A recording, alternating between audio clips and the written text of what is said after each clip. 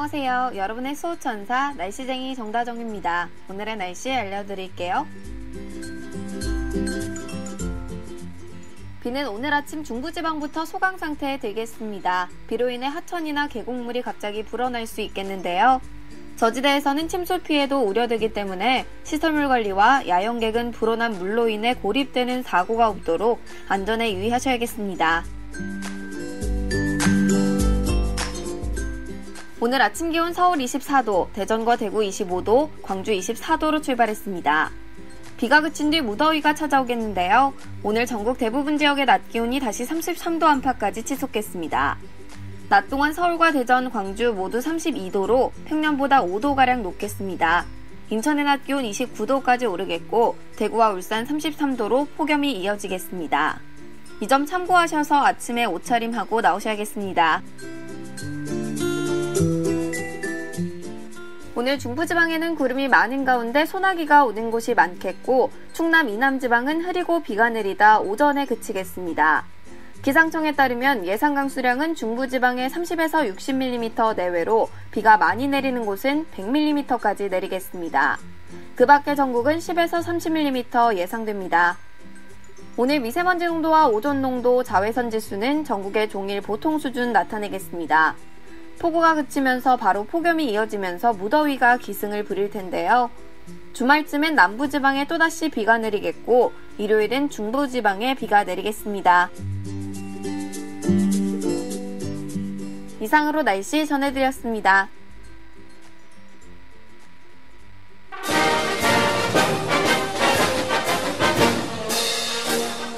여러분은 지금 정통시사 팟캐스트 민동기의 뉴스바를 듣고 계십니다.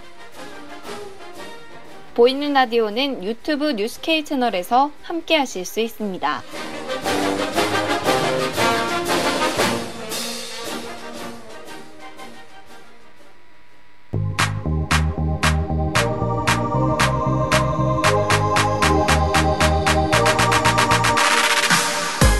네, 경제뉴스 브리핑 시간입니다. 이두원 경성대학교 경영학과 교수님이 전화로 연결이 되어 있습니다. 여보세요?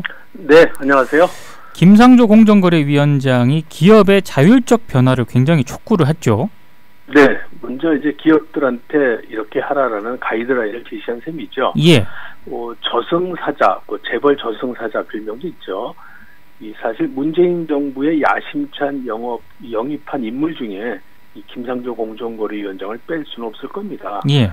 이미 교수 시절부터 이 재벌 저승사자다라고 널리 알려진 인물인데요. 예. 이 재벌의 불공정 처사에 대해서 끈질기게 문제점을 지적하고 공론화시켜서 이 재벌의 변화를 이끌어낸 인물이기도 합니다. 예. 문재인 대통령은 을에 눈물을 닦아주는 적임자로 재벌과 맞서온 김상조 교수를 공정거래위원장에 임명한 겁니다. 사실 본격적인 업무를 하기도 전에 이미 이름만의 무게로 한 피자 회사 사장을 또 엄단시키기도 했죠. 네. 앞으로 업무에 깊숙이 관여하게 되면 또 어떤 사이다 같은 일들이 생겨날지 국민들의 기대가 있는 것도 사실입니다. 예. 또 동시에 부담도 갖게 될 것 같습니다. 이런 분위기를 의식해서인지 어제 기자 간담회에서 김상조 공정거래위원장은 재벌들에게 향한 칼끝을 접고 칼집에 넣는 이런 발언을 했습니다. 아하. 즉 법으로 모든 것을 엄하게 다스리는 것은 평소 자신의 업무 처리 방식이 아니다라는 점을 여러 차례 강조한 겁니다. 예. 기업 스스로 변화를 가져가는 것이 옳다면서 정부가 나서기 전에 대기업 스스로 정비할 건 정비하라라고 사인을 줬습니다. 여기서 가장 많이 나오는 말이 지배구조인데요.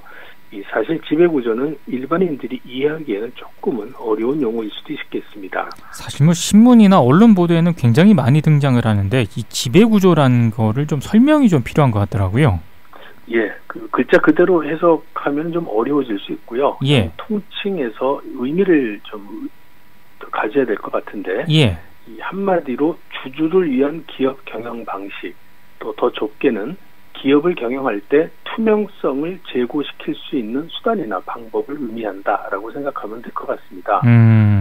이 지배구조가 중요한 이유는 현대 경영의 핵심 이념인 지속가능 경영의 토대가 되기 때문입니다. 예.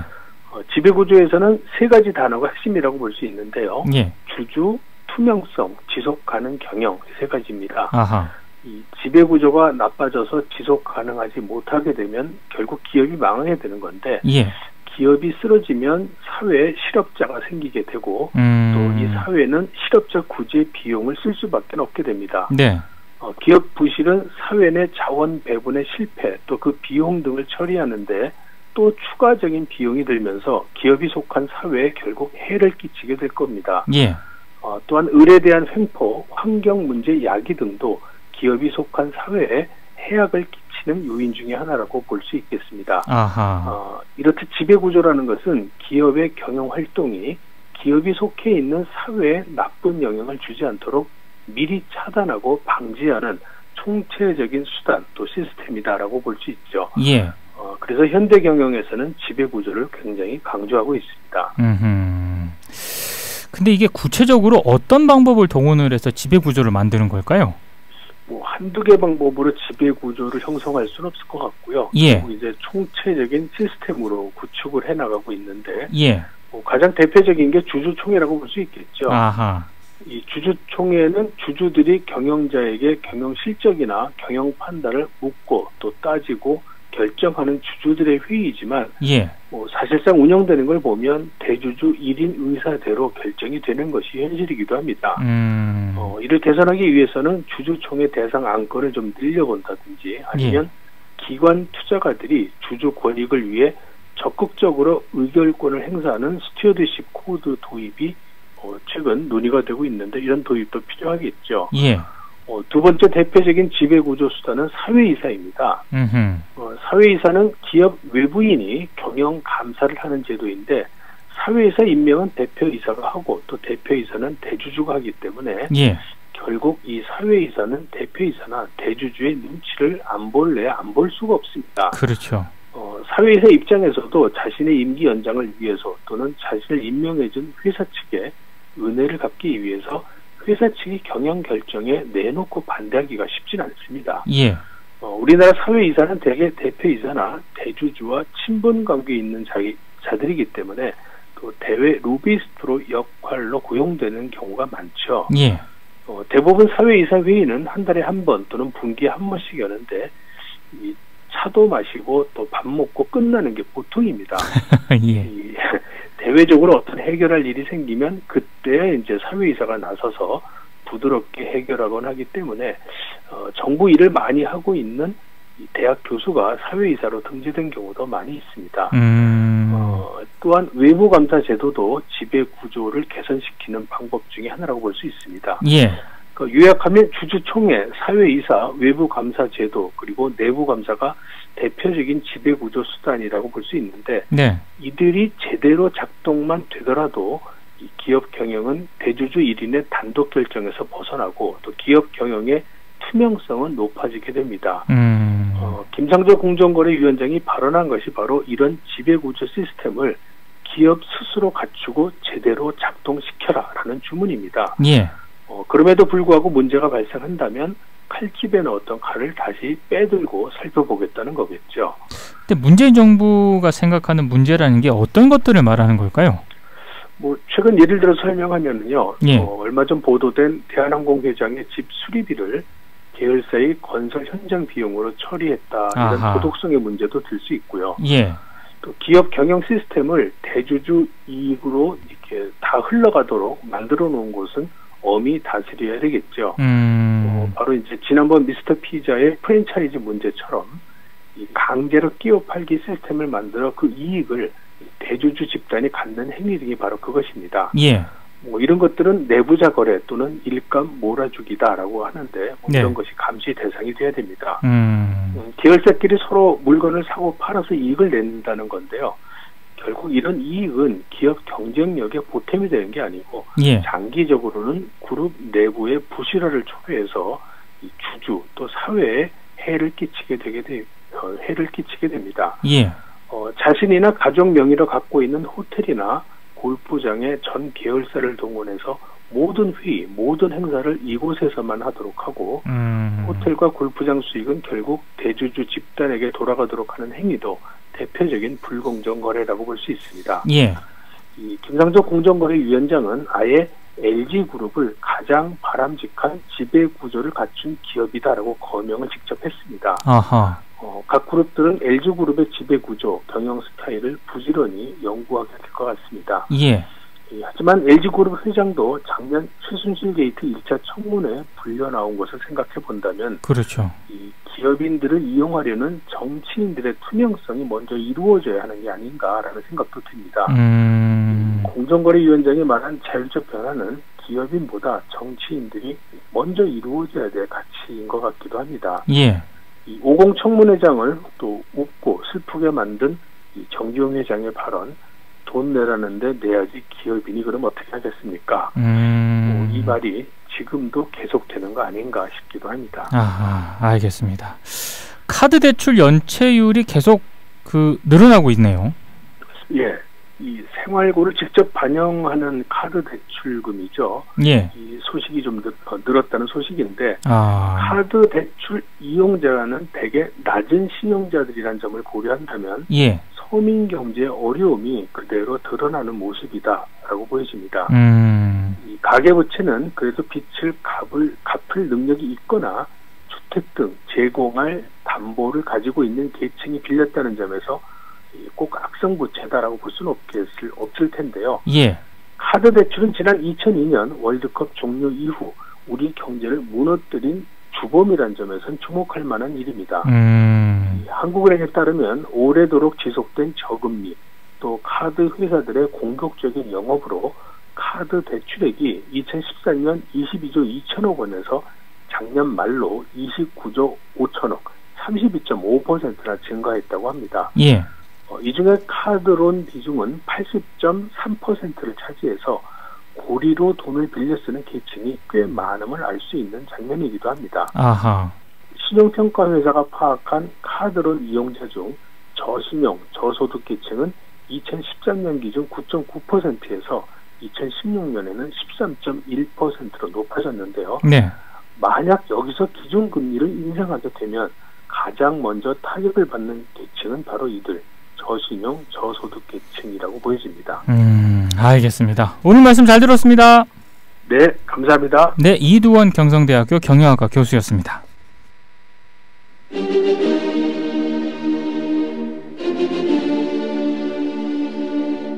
내가 민동기의 뉴스바를 듣지 않는 날은 그 녀석이 발전하는 날이다.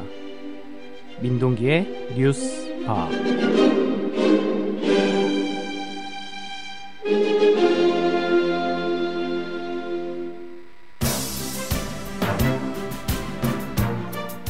여기는 국민이 주인인 방송 미디어 협동조합 국민TV 국민라디오입니다. 공정 언론을 지향하는 시사중심 인터넷 모바일 방송. 정치 권력은 가라, 자본 권력은 가라. 새로운 세상에도 견제와 감시의 끈을 놓지 않는 새로운 미디어 국민TV 국민라디오입니다. 저희 미디어 협동조합에서는 조합원 여러분을 기다리고 있습니다. 미디어 협동조합 국민TV의 주춧돌은 어제와 오늘, 내일의 조합원 여러분입니다. 조합원으로 가입해 주시고 후원으로 마음을 보태주세요. 조합원 가입 문의는 홈페이지 국민.tv, 서울 전화 3144-7737입니다.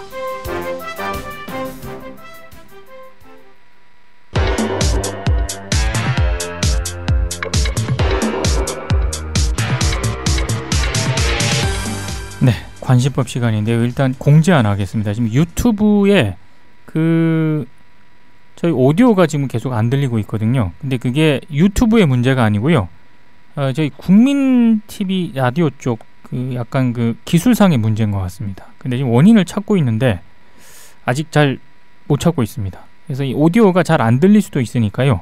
팟빵 오디오로 좀 많이 좀 들어주셨으면 좋겠습니다. 근데 지금 전육택님께서 목소리가 들린다고 다시 유튜브에 댓글을 달아주셨는데 예, 아무튼 지금 유튜브에 약간 문제가 있는 것 같으니까요. 그 점 다시 한번 양해 말씀을 드리고 관심법 시간입니다. 법률사무소 서담의 김영주 변호사가 전화로 연결이 되어 있습니다. 여보세요? 네, 안녕하세요. 오늘은 혼유 사고 시 발생할 수 있는 법률 문제에 대해서 이야기를 해주신다고 하셨는데 혼유 사고가 뭡니까? 네, 혼유 사고는 경유 차량의 휘발유를 주유하거나 반대로 휘발유 차량의 경유를 주유하는 사고를 말하는데요. 예. 예, 대부분은 경유 차량의 휘발유를 주유해서 발생합니다. 예, 요즘 세단형 외제 차량 중에 경유 차량이 조금 증가하면서 예. 휘발유 차량으로 잘못 알고 경유를 주입하는 혼유 사고가 좀 발생하는 편입니다. 근데 이게 잘못 들어간 줄 모르고 있다가 시동 걸어버리면은 엔진까지 망가지는 거 아니겠습니까? 네, 맞습니다. 혼유 사고가 발생을 했을 때 손해배상의 범위는 대부분 수리비와 대차료인데요. 예.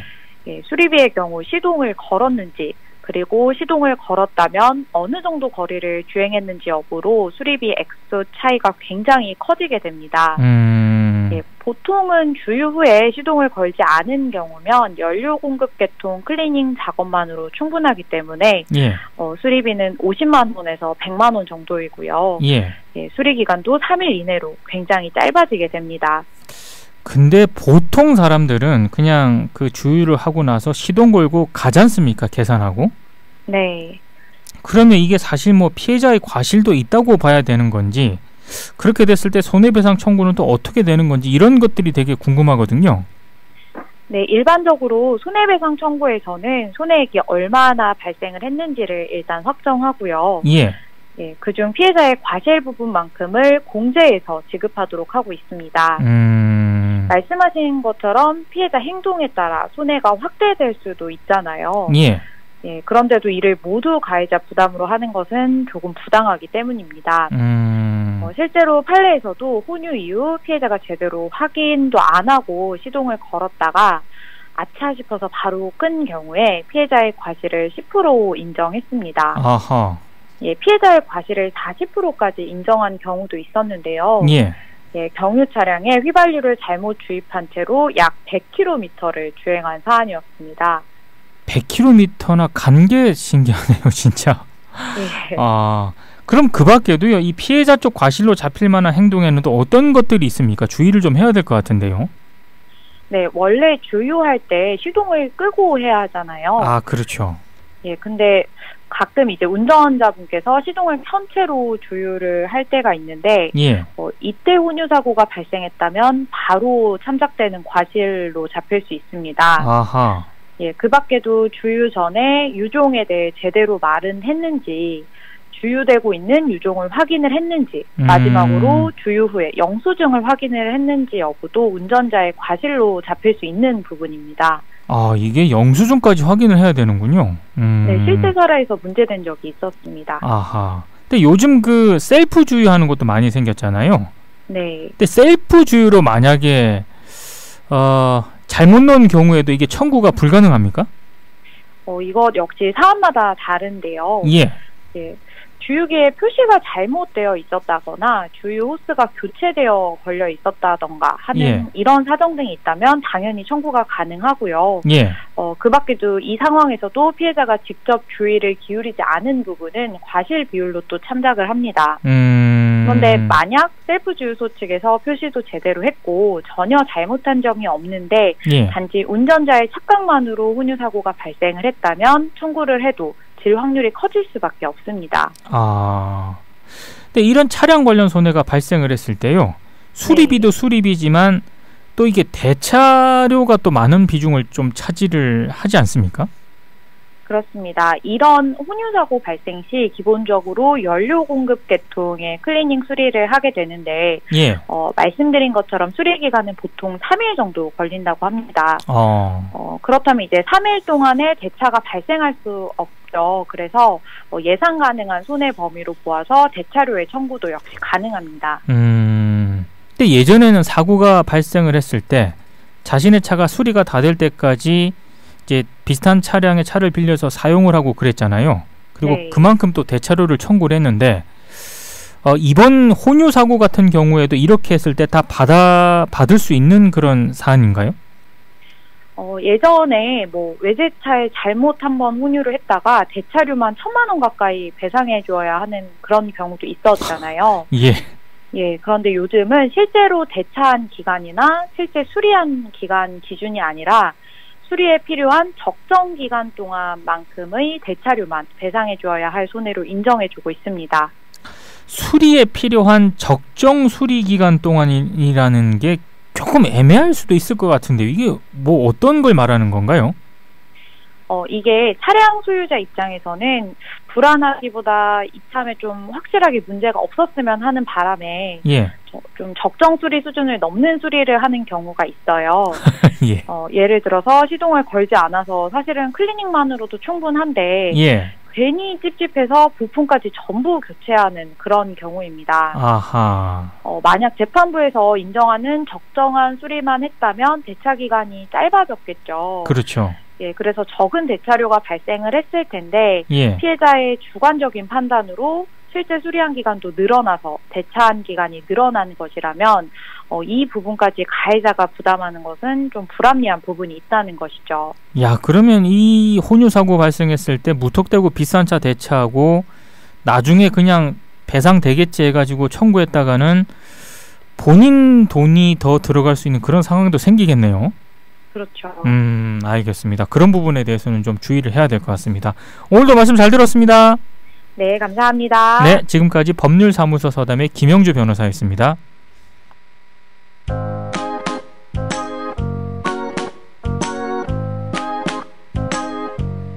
빨리 듣고 싶다. 빨리 듣고 싶어. 이것 외에 더 이상의 생각은 들지 않습니다. 민동기의 뉴스바.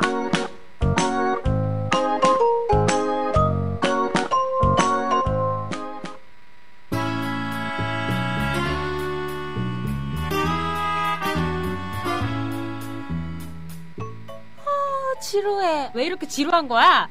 뭔가 좀 새로운 거 없을까요? 팟캐스트 웃기고 재밌나요?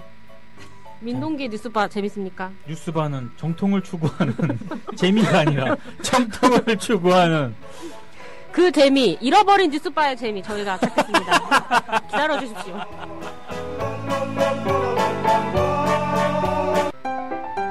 여러분, 주말에도 민동기 뉴스바는 계속됩니다. TV바 많이 사랑해주세요.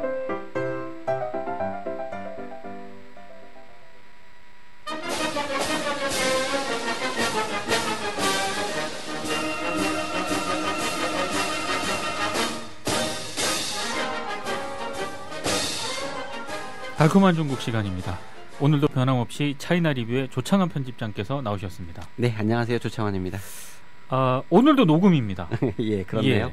지금 녹음이니까 한참 타국에 있을 시간인데 네. 시간적으로 봤을 때 어디쯤 계십니까 지금? 뭐 특별한 일이 없으면 화요일 이 시간에는요 실크로드 중심 도시인 투르판에 있을 겁니다. 예, 오늘 투르판 보고 신장 에어주 자치구인 저번에 말했던 우르무치에 도착합니다. 이쪽 도시들은 어떤 특징들이 있습니까? 이쪽 도시에는 어떠냐면요 만리장성의 끝이 가역관이라는 곳이거든요. 네. 투르판의 막 물밑에 있는 곳에 있는데요. 예. 여기를 지나가면 옛날부터 서역이겠죠. 예. 민족도 다르고요. 네. 지금은 이제 공산화 이후에 한족들이 많이 갔지만 예. 이곳에 뭐 건축부터 시작해가지고 시장에 가면 다양한 이민족 문화를 갖고 있습니다. 그래서 중국에서는 어떻든 신실크로드를 활성화하기 위해 가지고 이 지역의 어떤 정치적 안정이 굉장히 중요하기 때문에 상당히 많이 신경을 쓰는 쪽이고요. 예. 만약에 이곳이 복잡하면 유럽이나 이 스탄 국가들한테 확신을 줄 수 없기 때문에 예. 굉장히 중요한 곳이고요. 뭐 그런 점에서 저희가 이제 이번에 중국에서 마지막으로 들리는 그 호르고스는 나름대로 좀 의미가 있는 것 같습니다. 근데 호르고스는 되게 낯설거든요. 이거 어떤 곳입니까? 이거는 이제 중국 쪽은 신장에 속하는 지역이고요. 예. 저도 처음 가보는 도시입니다. 그러니까 우르무치에서 밤 기차 타면 아침에 도착하는 곳이고요. 네. 이거는 이제 카자흐스탄하고 국경 도시예요. 그래서 이제 두 쪽 다 우르무치 쪽, 그러니까 중국 쪽 호르고스, 카자흐스탄 쪽 호르고스가 신도시로서 존재를 하는데요. 네네. 중국이 여기는 이제 한 4조 원 정도를 투자해가지고 만든 신도시입니다. 예, 옛날에는 기차들이 그 아라산코라고 하는 산 쪽으로 기차를 우회했었는데, 예. 지금은 여기를 만들어가지고 여기로 바로 이제 그 알마티나 아스타나로 갈 수 있고요. 예. 그러면서 어떤 특별 지역이 됐고 1대1로의 어떤 중심 지역이 된 곳입니다. 굳이 여기를 이렇게 중심 도시를 만든 이유가 있습니까? 중국 같은 경우는 개혁 개방 초기에 홍콩하고 접근하기 위해서 어디를 만들냐면 심천을 만들었죠. 아, 그렇죠. 예, 선전을 만들었다면 이제 육지로 어떤 유럽과 연결하기 위해서 투자한 도시라고 보면 맞을 것 같아요. 지금도 뭐 요건만 있으면 중국과 카자흐스탄 국경을 마음대로 넘어들 수 있고요. 네네. 벌써 이제 한국 기업들도 진출한 데가 있어요. 벌써요? 네, 그래서 백화점 안에다가 한국 물건 놓고 팔립니다. 왜냐하면 하루에도 카자흐스탄 쪽 사람들이 수만 명이 넘어와서 물건을 사가고 가기 때문에 국경 변방 무역 도시가 돼버린 거죠. 네네네. 근데 이제 안타까운 것은 사드 문제 이후에 이쪽에서 그 한국 물건들이 좀 들어오기가 힘들잖아요. 또 중국 정부도 많이 그 제재를 하기 때문에. 문제가 좀 있는데요. 우리나라도 어떤 이 특구에 관심을 많이 가져야 될 걸로 보이고요. 이곳에 만약에 우리나라의 거점을 세운다면, 뭐 카자흐스탄 등 이제 스탄 국가, 우즈베키스탄, 뭐 키르기즈스탄 이런 스탄 국가들은 물론이고요. 러시아나 유럽이 용로나 철로로 바로 연결될 수 있습니다. 지금은 화장품이나 의류들 중심으로 많이 움직이는데 앞으로는 좀 더 메이드 인 코리아라는 브랜드를 단 다양한 제품이 확장될 가능성이 좀 있겠죠. 근데 진짜 우리나라 기업들은 대단하네요. 벌써 여기를 치고 들어갔으면 좀 많이 들어가 있나요? 많지는 않고요. 중국과 합작하는 파트너인 한 그 회사가 백화점에 한국 상품 넣는 역할을 하고 있더라고요. 그런데 이곳만이 아니에요. 중국과 지금 변경 국가를 연결하는 몽골의 뭐 울란차포나 뭐 여러 가지 지역들에 이 한국 상가들이 많이 생기고 있습니다. 네네. 그러니까 뭐 몽골 사람이나 카자흐 사람들 다 이 한국산에 대해서 호감이 있기 때문에 중국 사람도 메이드 인 코리아 만들어서 넣어놓으면 자기들도 장사니까 많이 들어가겠죠. 어떻든 이런 도시들이 나중에 심천처럼 발전한다면 어마어마한 기회가 될 수 있겠죠. 그렇지만 이제 이건 중국 정부 프로젝트다 보니까 우리나라나 다른 나라에 가서 큰 돈 벌 기회는 좀 많이 적을 거고요. 다만 제가 보건대는 동대문이나 이제 남대문 사람들이 어찌 보면 이곳에 가서 장사해야 되는 것도 하나의 시간일 수도 있다는 생각이 좀 듭니다. 알겠습니다. 기회의 땅이 될 수도 있다. 다음 여정은 어떤 여정입니까? 그러니까 중국 쪽에서 호르고스 보고 바로 국경 지나서 이제 카자흐 호르고스로 넘어갑니다. 이제 이걸로 다시 연결해가지고 중국 쪽, 그러니까 카자흐스탄 중심 도시인 알마티로 가는데요. 알마티는 과거에 사할린 쪽에 있었던 고려인들이 강제 이주를 당한 대표적인 도시 중에 하나예요. 올해가 그 80주년 되는 해라고 하더라고요. 그래서 여러 가지 행사가 열리고 있는데 굉장히 의미가 있을 것 같고요. 저희들은 이곳 거쳐가지고 다음에 이제 아스타나, 카자흐스탄 수도가 아스타나거든요. 아스타나에 거쳐서 이렇게 가는데, 아스타나는 지금 엑스포가 열리고 있어요. 이번에 그 신재생 에너지라고 하는, 뉴 에너지라고 하는 주제로 열리고 있는데, 한국도 이제 참여를 많이 하고 있고요.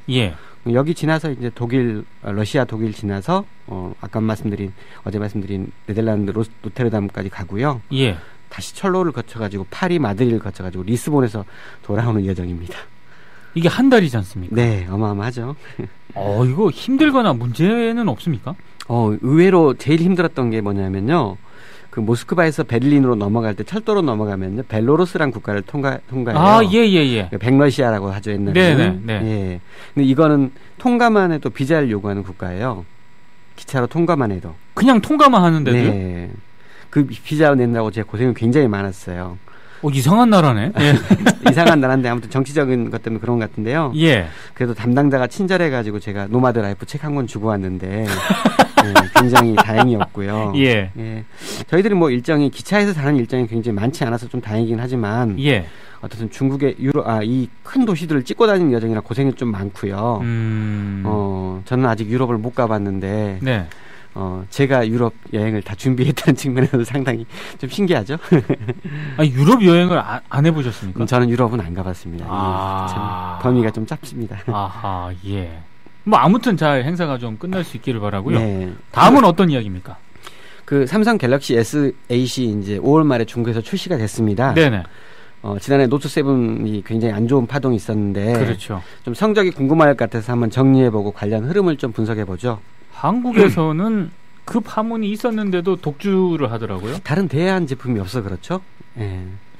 저 같은 사람은 참 아이폰만 쓰는데 네. 중국에서는 어떻습니까?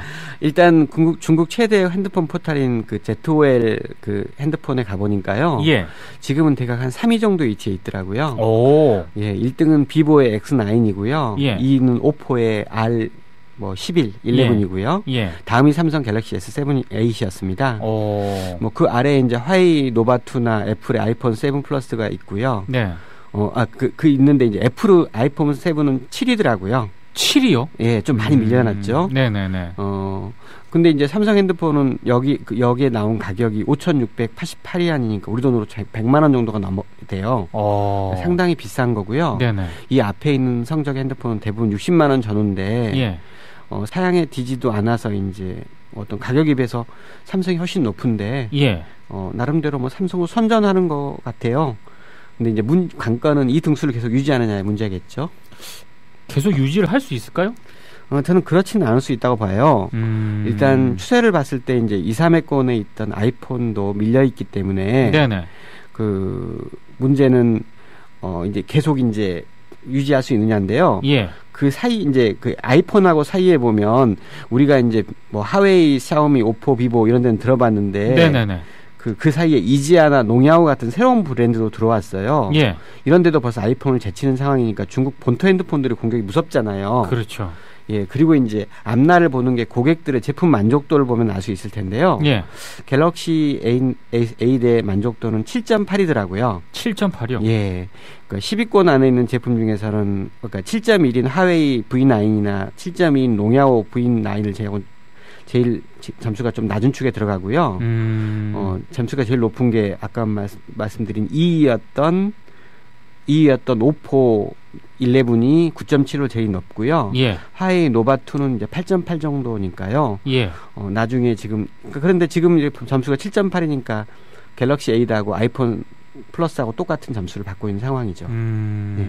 그렇게 높은 점수는 아니네요, 보니까. 네, 그래서 약간은 밀려날 것 같습니다. 가격이 비싸니까요. 아하.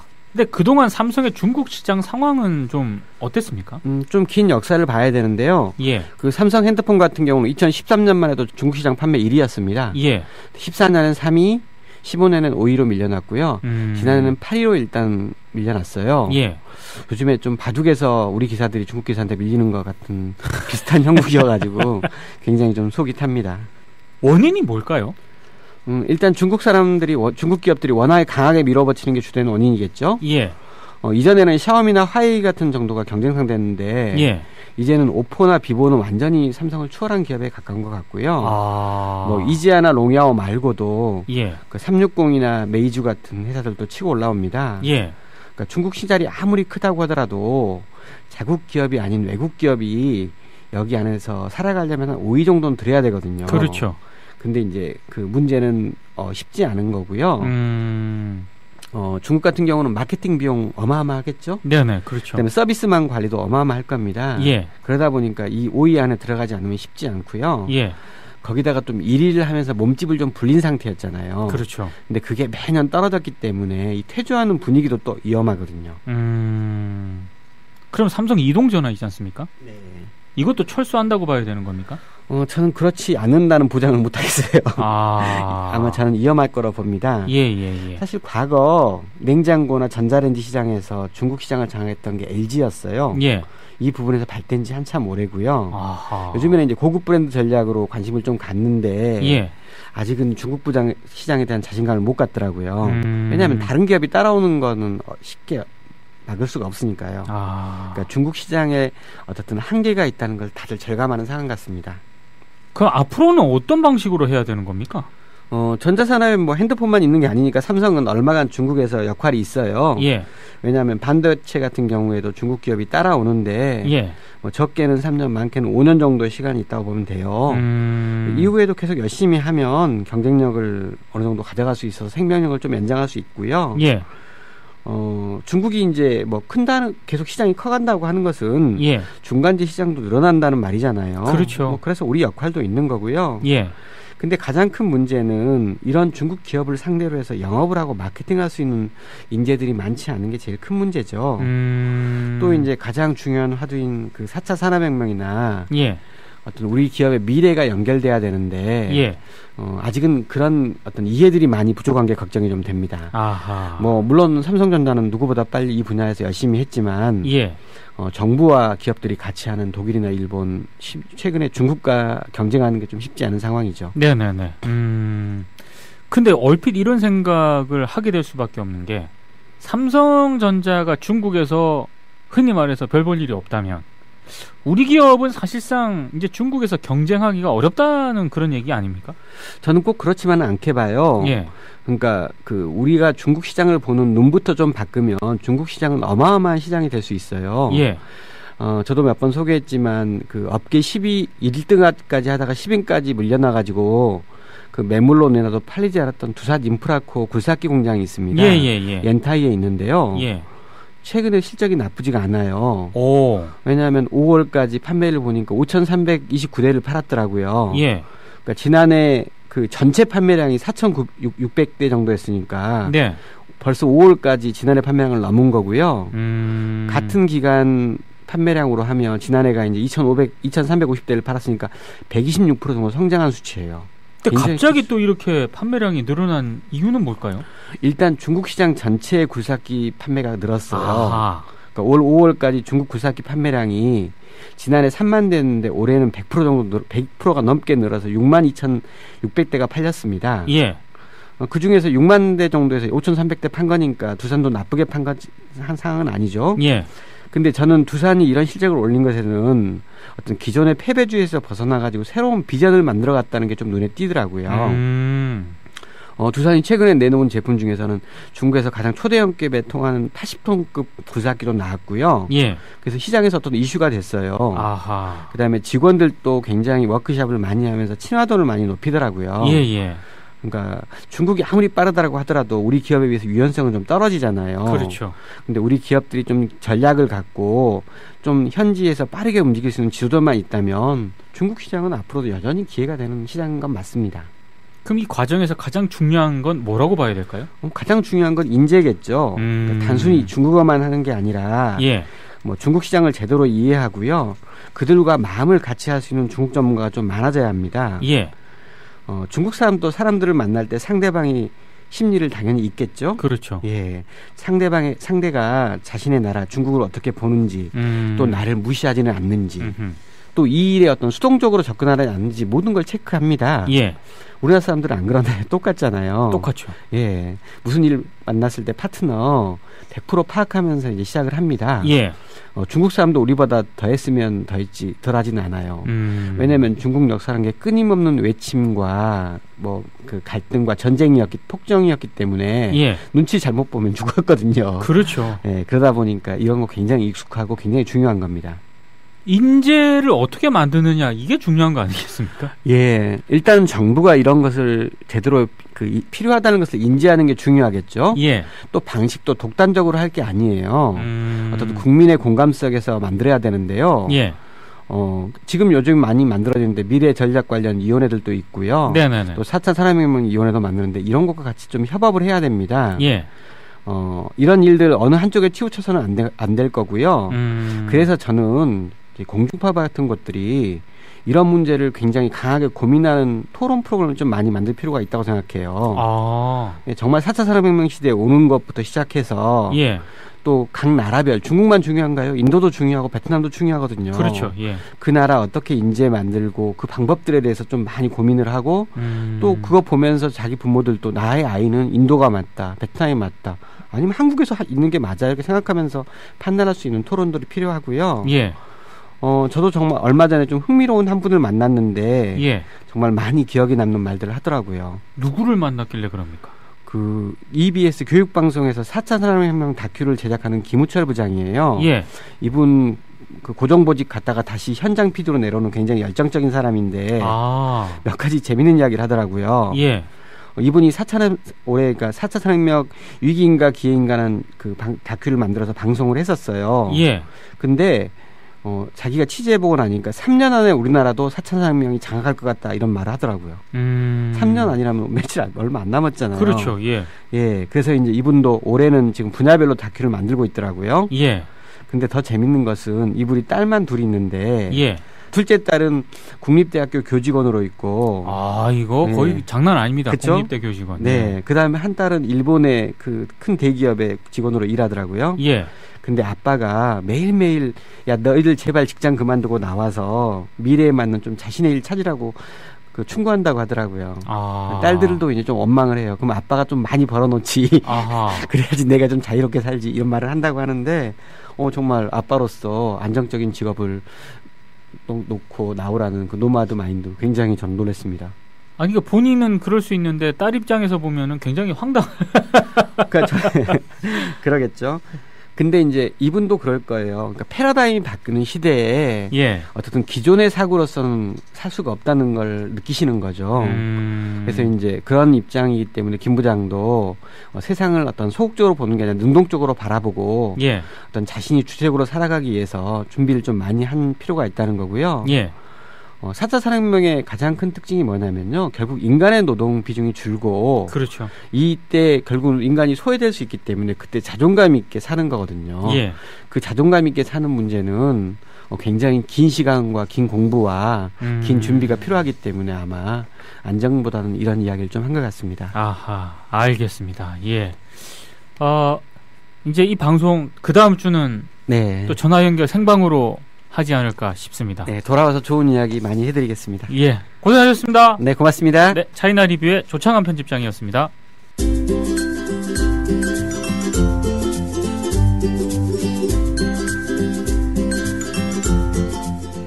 안녕하세요. 여러분의 수호천사 날씨쟁이 정다정입니다. 오늘의 날씨 알려드릴게요. 비는 오늘 아침 중부지방부터 소강 상태에 들겠습니다. 비로 인해 하천이나 계곡물이 갑자기 불어날 수 있겠는데요. 저지대에서는 침수 피해도 우려되기 때문에 시설물 관리와 야영객은 불어난 물로 인해 고립되는 사고가 없도록 안전에 유의하셔야겠습니다. 오늘 아침 기온 서울 24도, 대전과 대구 25도, 광주 24도로 출발했습니다. 비가 그친 뒤 무더위가 찾아오겠는데요. 오늘 전국 대부분 지역의 낮 기온이 다시 33도 안팎까지 치솟겠습니다. 낮 동안 서울과 대전, 광주 모두 32도로 평년보다 5도가량 높겠습니다. 인천의 낮 기온 29도까지 오르겠고 대구와 울산 33도로 폭염이 이어지겠습니다. 이 점 참고하셔서 아침에 옷차림하고 나오셔야겠습니다. 오늘 중부지방에는 구름이 많은 가운데 소나기가 오는 곳이 많겠고 충남 이남지방은 흐리고 비가 내리다 오전에 그치겠습니다. 기상청에 따르면 예상 강수량은 중부지방에 30에서 60mm 내외로 비가 많이 내리는 곳은 100mm까지 내리겠습니다. 그 밖의 전국은 10에서 30mm 예상됩니다. 오늘 미세먼지 농도와 오존 농도, 자외선 지수는 전국의 종일 보통 수준 나타내겠습니다. 폭우가 그치면서 바로 폭염이 이어지면서 무더위가 기승을 부릴 텐데요. 주말쯤엔 남부지방에 또다시 비가 내리겠고 일요일은 중부지방에 비가 내리겠습니다. 이상으로 날씨 전해드렸습니다.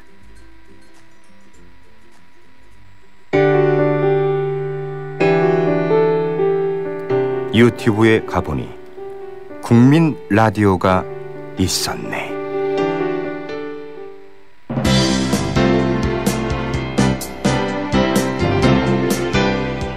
자본 권력이나 정치 권력으로부터 자유로운 방송, 공동체의 가치를 추구하며 거짓과 불의에 눈 감지 않는 방송. 우와! 미디어 협동조합 국민 라디오는 자유롭고 정의롭고 행복한 사회를 만드는 데 공헌할 것입니다.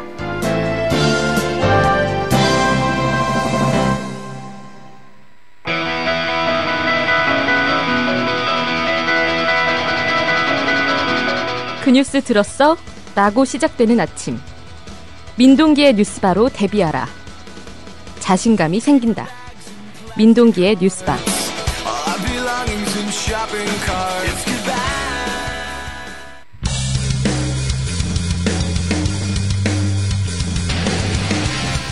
네, 스포츠 뉴스 브리핑 시간입니다. 최동우 스포츠 평론가께서 전화로 연결이 되어 있습니다. 최동우 평론가님. 예, 안녕하세요. LG가 또 음주운전 파문에 좀 휘말렸습니다. 예, 그렇습니다. 예, 윤지웅 선수가 음주운전으로 불구속 입건이 됐거든요. 예. 이 윤지웅 선수가 올 시즌 34경기에서 1승 1패 3홀드 1세이브 평균 자책점 3.86을 기록 중인데 예. 이 수치로만 보면은 뭐 그렇게 좋은 활약은 아니지만 LG 불펜에서 이 주축 선수로 활약하고 있는 선수입니다. 아하. 자, 그런데 어제 오전 6시 30분쯤에 예. 이 자신의 차량을 몰고 서울 송파구 잠실역 인근을 달리다가 접촉 사고를 당했고요. 예. 자, 그래서 이 경찰의 음주 측정을 받았는데 혈중 알코올 농도가 0.151%가 나왔습니다. 0.151%면 면허 취소 수준이고요. 그렇죠. 근데 뭐 오전 6시 30분에 혈중 알코올 농도 0.151%로 운전 중이었다고 한다면 예. 이 술자리가 거의 밤새도록 이어졌다는 얘기죠. 이 LG는 윤지웅 선수에게 올 시즌 잔여 경기 출전 정지하고 이 벌금 1,000만 원 자체 징계를 발빠르게 내리고 사과를 했는데 예. 발빠르게 이렇게 대처한 게 이제 그동안의 학습 효과라고 볼 수도 있겠고요. 2015년에 뭐 LG 같은 경우에는 2015년에 정성훈 선수가 음주운전에 적발된 적이 있었죠. 요즘 이렇게 음주운전 파문이 좀 적지 않게 발생을 해가지고 스포츠계에서도 걱정입니다. 예. 이게 참 눈치 없는 선수인데 왜냐하면 지금 이 프로야구가 지금 칼바람이 불고 있습니다. 그렇죠. 예를 들면은 이 두산이 심판에 돈을 건넨 사건 때문에 네. 지금 뭐 문체부도 회계 감사하고 이 검찰의 수사 의뢰하고 네. 지금 같은 분위기에 조금이라도 이 잘못이 있으면은 예전처럼 그냥 넘어가거나 은폐되거나 이런 분위기가 아니거든요. 그렇죠. 걸리면 시범 케이스 당할 수준인데 안 좋을 때에 눈치 없이 지금 음주운전을 걸려든 거죠. 아하, 알겠습니다. 그리고 그 최동호 평론가께서 바람의 손자라고 이렇게 얘기를 하셨던 넥센의 이정우 선수가 예. 신인왕이 좀 유력합니까? 신인왕 유력합니다. 뭐 그만큼 올 시즌에 좋은 활약을 보여주고 있고요. 예. 이 대개가 이제 스포츠 스타의 2세가 네. 아버지나 어머니를 뛰어넘는 경우가 많지가 않거든요. 그렇죠. 근데 이중범 해설위원의 아들, 이 바람의 손자 이정우 선수는 좀 예외적입니다. 올 시즌 고졸 신인인데 예. 놀라운 활약을 펼치고 있어요. 데뷔 시즌인데 주전 외야수 자리를 꿰찼고요. 예. 현재 타율이 3할 3푼 1리입니다.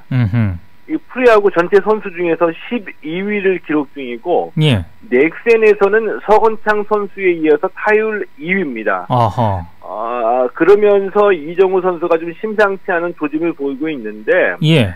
지난 9일 삼성전에서 올 시즌 100안타를 기록했습니다.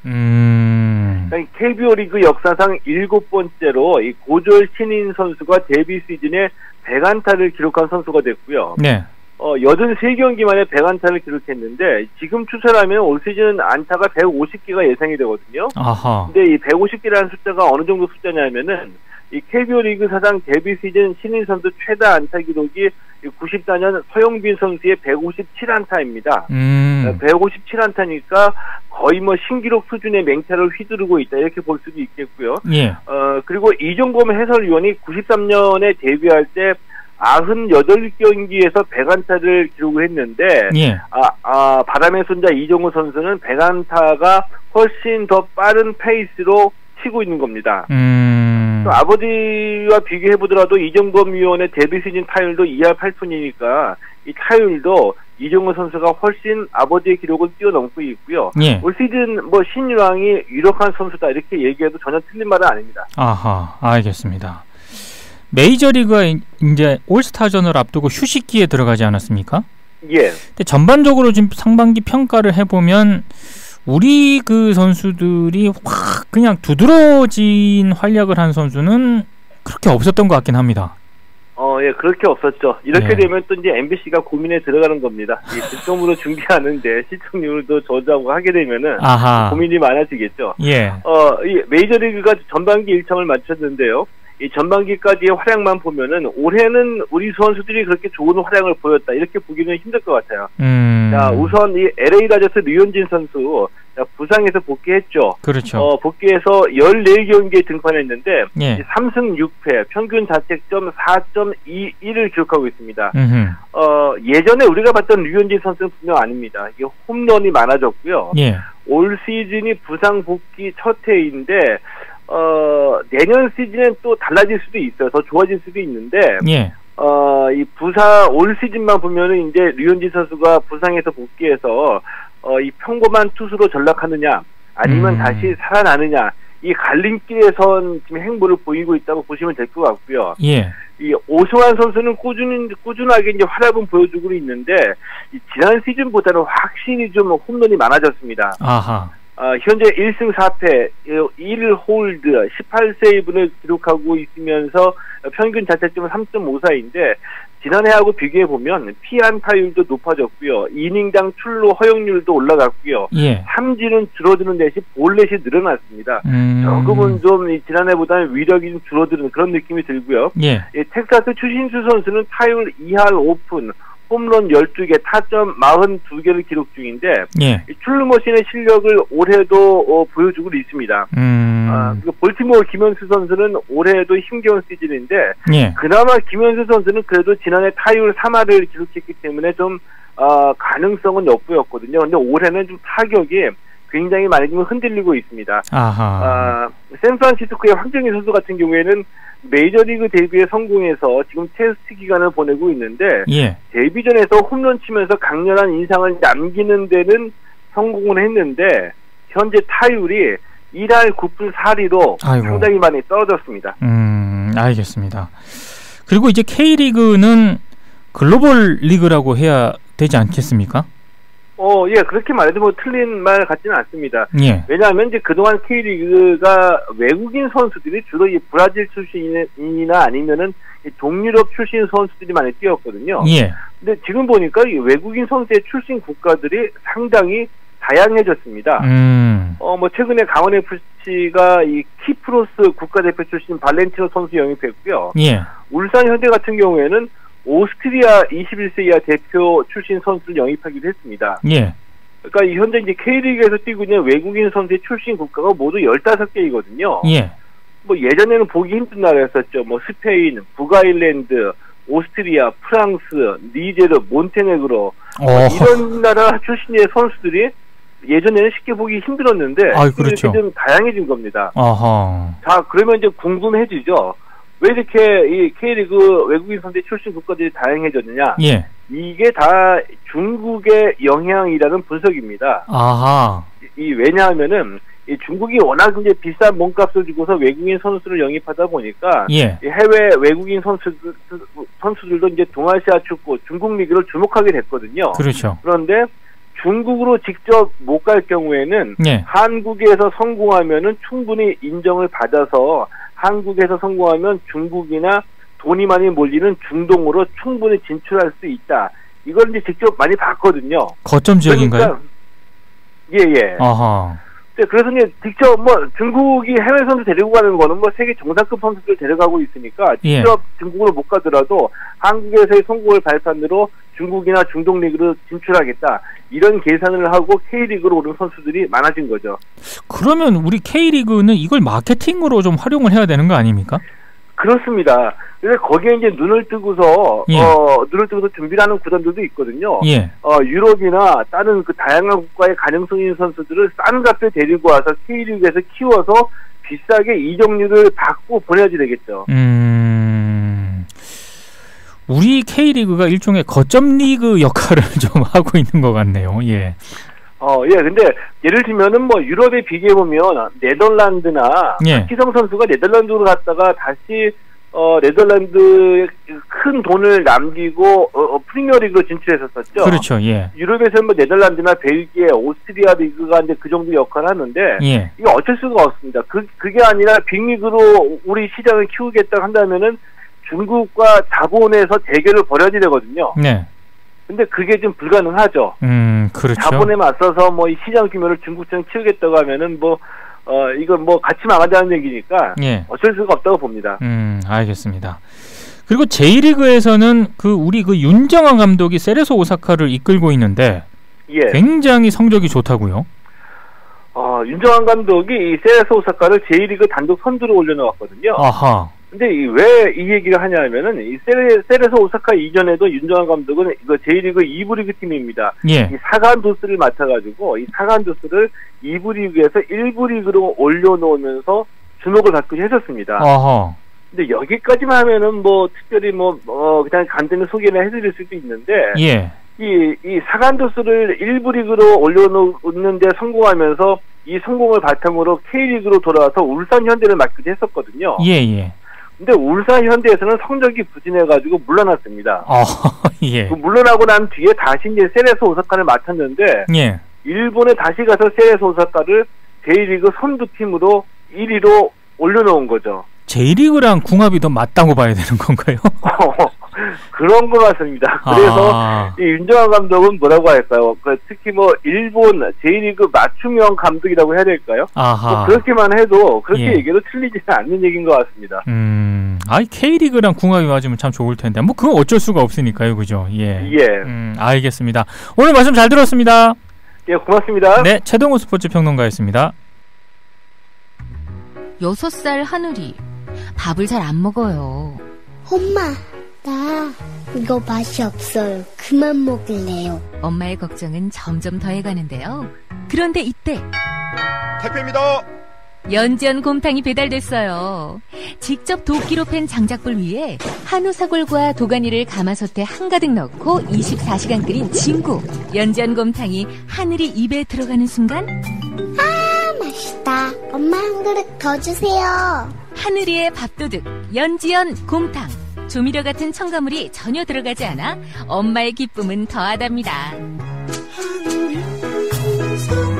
연지연 곰탕은 강화군에서 김포시 방향으로 강화대교 건너자마자 있습니다. 한우 사골로 정성껏 구워 만든 연지연 곰탕. 한 그릇에 8,000원입니다. 7팩 이상 무료 배송합니다. 주문 전화는 010-7252-1114 010-7252-1114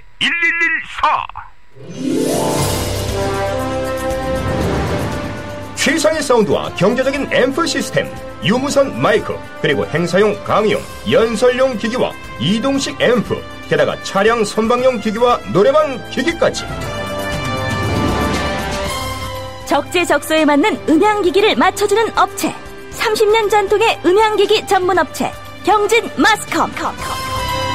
제품을 찾기 어려우신 분들에게 경진 마스컴이 가장 실속있고 알맞은 음향기기를 찾아드리겠습니다.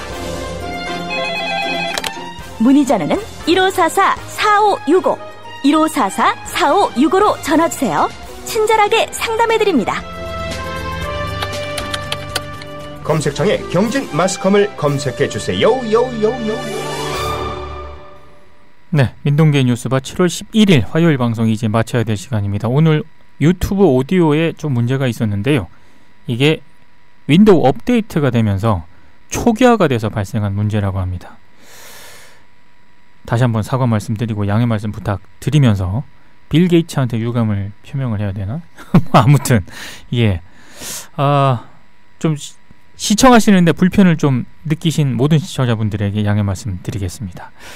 지금까지 제작의 김수영, 저는 민동기였고요. 내일 다시 찾아뵙도록 하겠습니다. 고맙습니다.